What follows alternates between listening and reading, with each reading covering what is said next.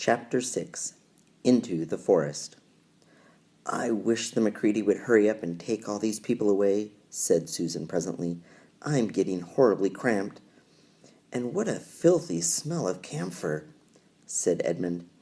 "I expect the pockets of these coats are full of it," said Susan, "to keep away the moths." "There's something sticking to my back," said Peter. "And isn't it cold?" said Susan. "Now that you mention it, it is cold," said Peter. "And, hang it all, it's wet, too. What's the matter with this place? I'm sitting on something wet. It's getting wetter every minute." He struggled to his feet. "Let's get out," said Edmund. "They've gone." "Ooh," said Susan suddenly, and everyone asked her what was the matter. "I'm sitting against a tree," said Susan, "and look, it's getting lighter. Over there." "By Jove, you're right," said Peter. "And look there, and there. It's trees all around, and this wet stuff is snow.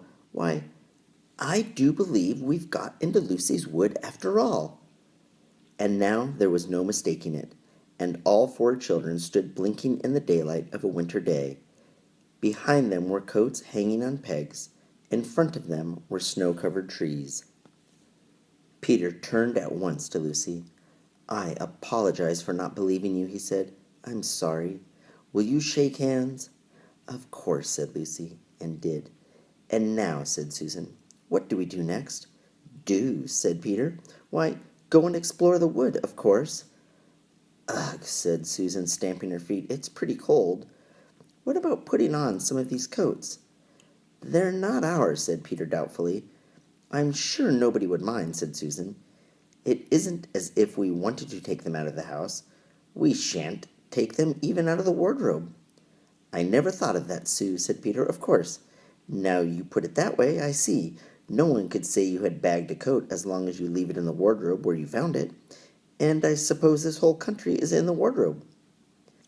They immediately carried out Susan's very sensible plan.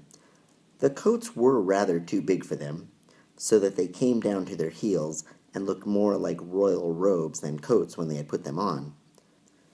But they all felt a good deal warmer, and each thought the others looked better in their new get-ups and more suitable to the landscape. "We can pretend we are Arctic explorers," said Lucy. "This is going to be exciting enough without any pretending," said Peter, as he began leading the way forward into the forest. There were heavy, darkish clouds overhead, and it looked as if there might be more snow before night. "I say," began Edmund presently, "oughtn't we to be bearing a bit more to the left, that is, if we are aiming for the lamp-post?" He had forgotten for the moment that he must pretend never to have been in the wood before. The moment the words were out of his mouth, he realized that he had given himself away. Everyone stopped. Everyone stared at him. Peter whistled. "So you really were here," he said. "That time Lou said she'd met you in here, and you made out she was telling lies?" There was a dead silence. "Well, of all the poisonous little beasts," said Peter, and shrugged his shoulders and said no more. There seemed indeed no more to say, and presently the four resumed their journey, but Edmund was saying to himself, "I'll pay you all out for this, you pack of stuck-up, self-satisfied prigs." "Where are we going anyway?" said Susan, chiefly for the sake of changing the subject. "I think Lou ought to be the leader," said Peter. "Goodness knows she deserves it." "Where will you take us, Lou?" "What about going to see Mr. Tumnus?" said Lucy. "He's the nice fawn I told you about." Everyone agreed to this, and off they went, walking briskly and stamping their feet. Lucy proved a good leader. At first she wondered whether she would be able to find the way, but she recognized an odd-looking tree in one place and a stump in another, and brought them on to where the ground became uneven and into the little valley, and at last to the very door of Mr. Tumnus's cave. But there a terrible surprise awaited them. The door had been wrenched off its hinges and broken to bits. Inside, the cave was dark and cold, and had the damp feel and smell of a place that had not been lived in for several days. Snow had drifted in from the doorway and was heaped on the floor, mixed with something black, which turned out to be the charred sticks and ashes from the fire. Someone had apparently flung it about the room and then stamped it out. The crockery lay smashed on the floor, and the picture of the fawn's father had been slashed into shreds with a knife.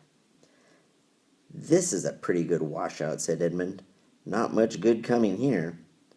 "What's this?" said Peter, stooping down. He had just noticed a piece of paper which had been nailed through the carpet to the floor. "Is there anything written on it?" asked Susan. "Yes, I think there is," answered Peter, "but I can't read it in this light. Let's get out into the open air."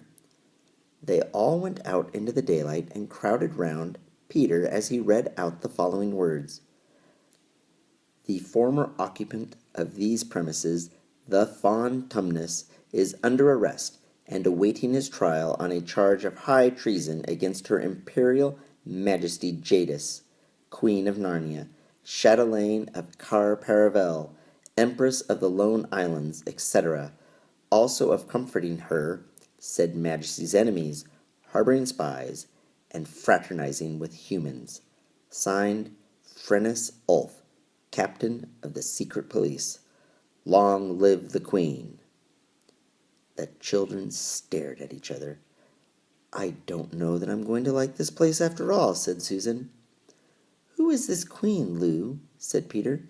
"Do you know anything about her?"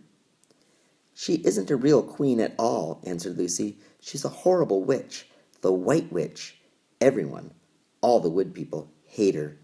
She has made an enchantment over the whole country, so that it is always winter here and never Christmas." I wonder if there's any point in going on," said Susan. "I mean, it doesn't seem particularly safe here, and it looks as if it won't be much fun either. And it's getting colder every minute, and we've brought nothing to eat. What about just going home?" "Oh, but we can't," said Lucy suddenly. "Don't you see? We can't just go home, not after this. It is all on my account that the poor fawn has gotten into this trouble.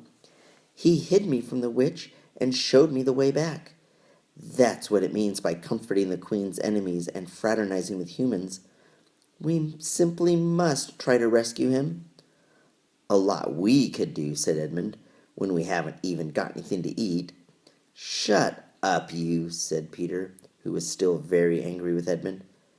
"What do you think, Susan?" "I've a horrid feeling that Lou is right," said Susan.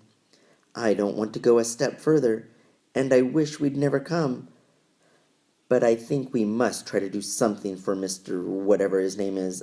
I mean the fawn." "That's what I feel too," said Peter. "I'm worried about having no food with us. I'd vote for going back and getting something from the larder, only there doesn't seem to be any certainty of getting into this country again once you've got out of it. I think we'll have to go on." "So do I," said both the girls. "If only we knew where the poor chap was in prison," said Peter.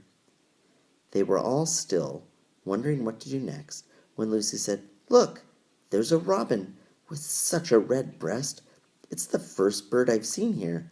I say, I wonder, can birds talk in Narnia?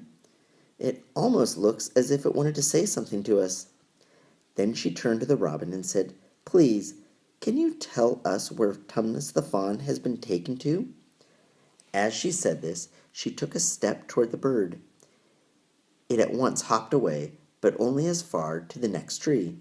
There it perched, and looked at them very hard as if it understood all they had been saying.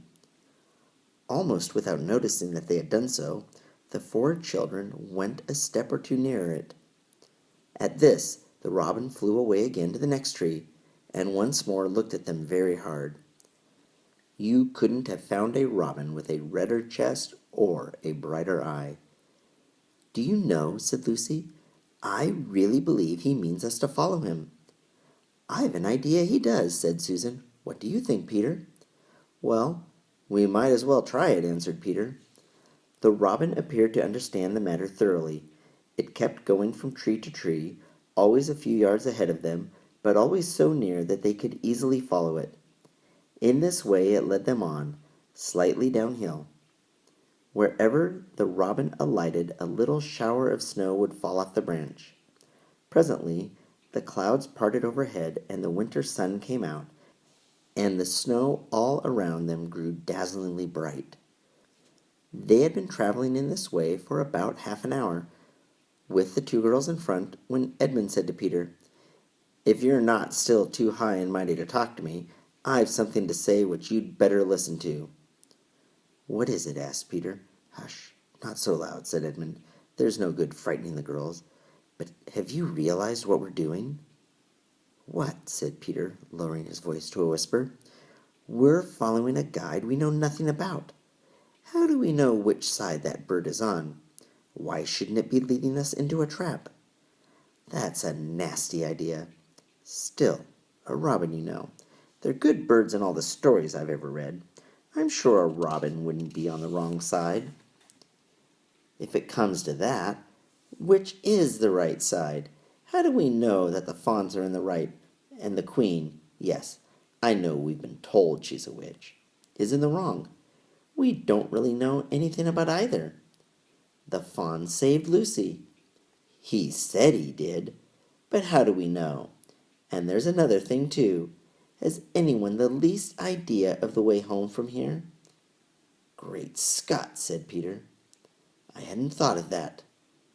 "And no chance of dinner either," said Edmund.